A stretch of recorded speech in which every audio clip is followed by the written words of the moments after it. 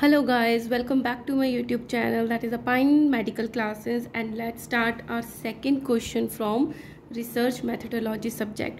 So second question है, if study title is an observational prospective study to evaluate the effectiveness of the Rux-Tox-Dendron 30C in the management of the rheumatoid arthritis in the elderly age group, then तो ये क्या है, research का एक title है किसी study का, और ये क्या है, एक ऑब्जर्वेशनल प्रोस्पेक्टिव स्टडी है। ऑब्जर्वेशन मतलब जस्ट आपको ऑब्जर्व करना है कि गिवन पेशेंट है, गिवन डिजीज के हैं, और आप उसको क्या मेडिसिन दे रहे हो, उसका क्या इफेक्ट आ रहा है, तो ऑब्जर्व करना है। प्रोस्पेक्टिव स्टडी मतलब हम आज से स्टार्ट करेंगे, आगे की तरफ, पीछे की तरफ नहीं। प्रोस्पेक्टिव मतलब आगे की तरफ देखेंगे कि अब हमने मेडिसिन दी तो उसका फॉलोअप में जो पेशेंट आ रहा है उस पर क्या इफेक्ट आ रहा है, और क्या देखना है आपने, इफेक्टिवनेस देखनी है रक्स-टॉक्स-डेंड्रोन की 30C RT30 की in the management of the rheumatoid arthritis in elderly age group. तो ये हमारा ये टाइटल गिवन है। इससे रिलेटेड फर्स्ट क्वेश्चन क्या है, देन ए है, व्हाट रिसर्च क्वेश्चन और questions can be formulated from this study. इस स्टडी को देखकर आप और कितने जो रिसर्च क्वेश्चंस है वो आप बना सकते हो। So here are the some potential research questions that, so first research question जो मैंने बनाया है that is does Rux Tox 30 reduce the symptoms and improve the quality of life in adultly patients with the rheumatoid arthritis. तो आप इस तरीके से बना सकते हो।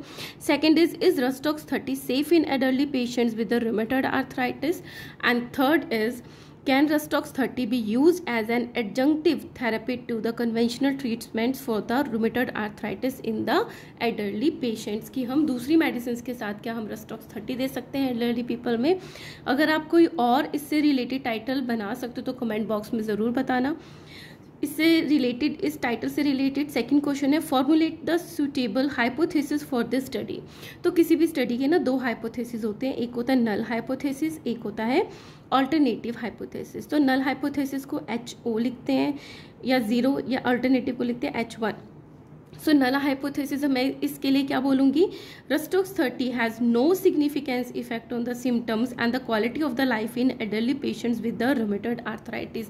मैं नेगेटिव बोलूँगी, जो मुझे रिसर्च करनी है, मुझे पॉजिटिव रिजल्ट चाहिए तो, लेकिन मेरा जो नल हाइपोथेसिस होगा वो जस्ट अपोजिट होगा कि नहीं, Rux-Tox 30 जो है वो एडल्टली पीपल में कोई हेल्प नहीं करती है in the treatment of the rheumatoid arthritis.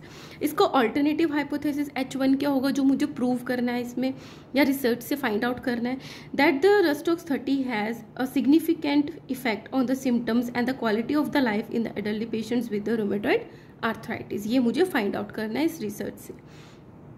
C question is decide aims and the objective of the study. इस टाइटल से रिलेटेड स्टडी के एम्स और ऑब्जेक्टिव क्या होंगे, इसका काम क्या है, क्या हमें हेल्प मिलेगी। एम है to evaluate the effectiveness of Rux-Tox 30 in reducing symptoms and improving the quality of the life in elderly patients with the rheumatoid arthritis। कि मैं इस स्टडी से ये पता करूँगी कि सिम्टम्स जो है एल्डरली पीपल में रूमेटॉइड आर्थराइटिस से के कम होते हैं जब हम Rux-Tox 30 देते हैं, और क्या होता है, उनके लाइफ की जो क्वालिटी है वो भी इम्प्रूव होती है।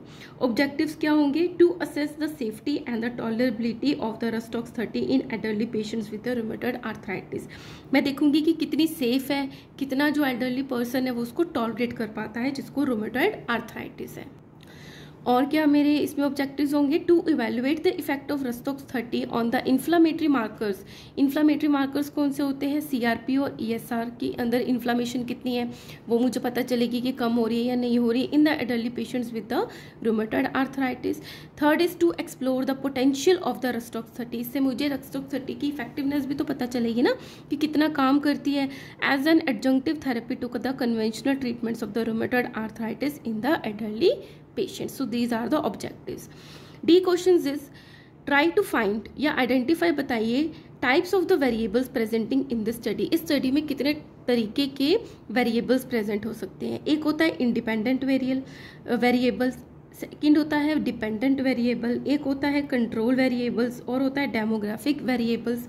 ठीक है, तो इस तरीके से वेरिएबल्स होते हैं। तो फर्स्ट है हमारा इंडिपेंडेंट वेरिएबल, जो कि रिसर्चर के हाथ में होता है। तो इंडिपेंडेंट वेरिएबल क्या है कि एडमिनिस्ट्रेशन ऑफ द रस्टॉक्स 30 की किसको देनी है किसको नहीं देनी है, ये रिसर्चर के हाथ में है। डिपेंडेंट वेरिएबल का क्या होता है कि जब हम मेडिसिन देंगे तो उसका जो सीवियरिटी है जैसे कि वो डिफरेंट हो सकती है जिसको हम मेजर करेंगे। मॉर्निंग स्टिफनेस है, ये डिपेंडेंट होते हैं, ये डिजीज़ पे डिपेंड करते हैं।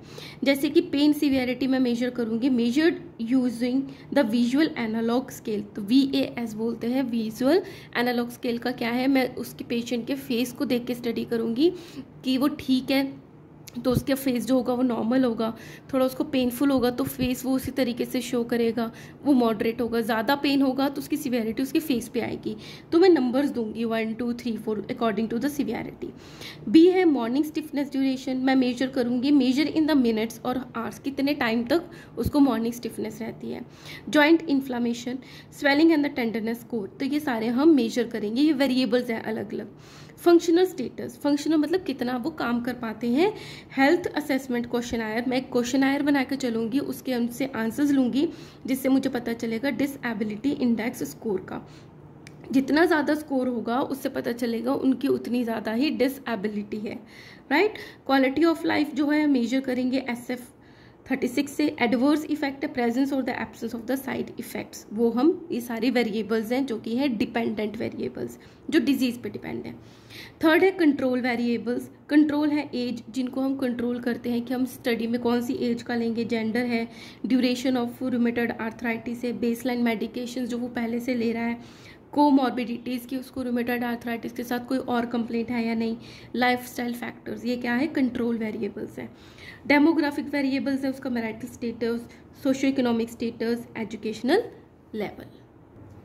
Last is what type of research study it is and define it, तो ये किस टाइप की हमारी रिसर्च स्टडी है, तो इसमें पहले लिखा हुआ it is a observational prospective study. So based on the study design it is an observational prospective study. और क्या बोला, उसको डिफाइन भी करना है। क्या होता है कि हम जस्ट ऑब्जर्व कर रहे हैं, और मेडिसिन जैसे आज हमने रिसर्च स्टार्ट करी तो 6 मंथ्स का अगर हमने टाइम लिया तो 6 मंथ्स में उसको फॉलो अप देखेंगे और आफ्टर 6 मंथ्स उसका रिजल्ट निकालेंगे।